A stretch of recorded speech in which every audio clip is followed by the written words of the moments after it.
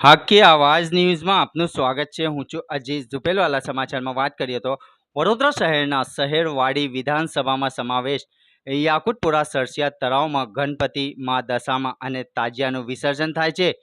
તો હાલમાં ત્યાંના સ્થાનિક નાગરિકોને રજૂઆત સાંભળીને અમારી ટીમ ત્યાં પહોંચી ત્યારે જાણવા મળ્યું કે કેટલી ગંદકી વધી ગઈ છે।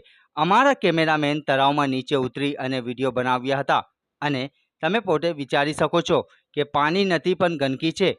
ત્યારે અમે તે વિસ્તારના સામાજિક કાર્યકર, પ્રજાની વચ્ચે રહેનાર અને પ્રજાની સમસ્યાનું નિરાકરણ લાવવાવાળા હુસેનભાઈ મુલતાનીનો સંપર્ક કરતા તેઓએ જણાવ્યું હતું કે અમોએ વારંવાર રજૂઆત કરવા છતાં પણ અધિકારીઓનું પેટનું પાણી હાલતું નથી।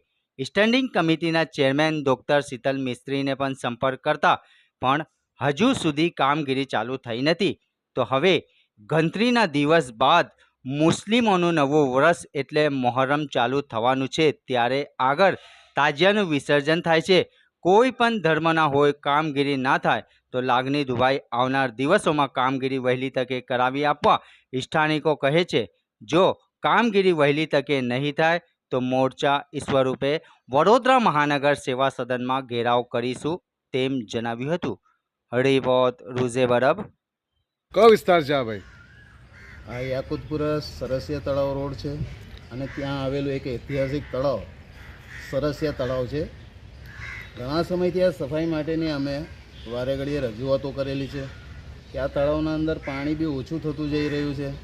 જે કોર્પોરેશનને અમે જણાવવા માંગીએ છીએ કે લાઈન દ્વારા આ સરસિયા તળાવને ભરવામાં આવે। બીજું કે ઘણા વખતે વોર્ડ નંબર 6માં અનિલભાઈ કરીને અમારે એક અધિકારી છે, તેમને વારે ઘડીએ રજૂઆતો કરી છે કે આ સરસિયા તળાવના અંદરની આટલી બધી ગંદકી દેખાઈ રહી છે, આ કચરો દેખાઈ રહ્યો છે કે તેને વહેલી તકે બુલડોઝર દ્વારા આના અંદર ઘસેડાઈને તો બધું ઘસેડી લેવામાં આવે, ટેમ્પામાં ભરાઈને બધું અહીંથી કચરો બધો સાફ કરવામાં આવે। તળાવની દરેક પાર્ટના ઉપર ઘણો બધો કચરો ભરાઈ રહેલો છે। આ તમે જોઈ શકો છો કે આની દશા કેવી છે।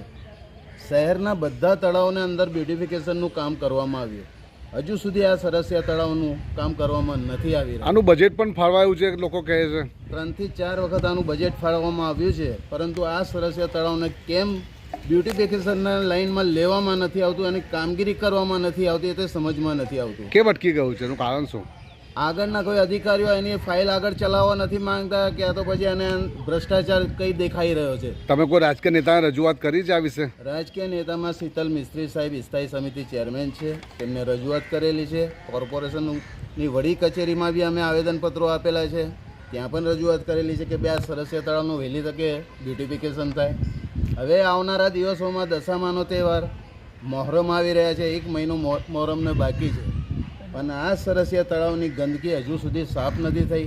મારી રજૂઆત છે કલેક્ટર સાહેબ, મ્યુનિસિપલ કમિશનર સાહેબ અને સ્થાયી સમિતિ ચેરમેન સાહેબને ખાસ જણાવવાનું કે અહીં ગાડી બુલડોઝર મુકાવીને આ સરસિયા તળાવની તમામ ગંદકી બુલડોઝરથી સાફ સફાઈ કરાવીને ગાડીઓ ભરાઈને અહીંથી સાફ કરાવે અને મેઇન લાઇનના અંદરથી પાણી અહીં ગાડી છોડાવવામાં આવે, કારણ કે અહીંયા ગાડી પાણીની બહુ અછત થઈ ગઈ છે અને આવનારા દિવસોમાં તહેવારોમાં આ અછતના કારણે મોહરમ પર્વ કાં તો પછી દશામાની જે મૂર્તિઓનું અહીંયા ગાડી વિસર્જન થાય છે તેને બરાબર રીતે કે સહી તરીકેથી આની કામગીરી નહીં થાય એવું દેખાઈ રહ્યું છે।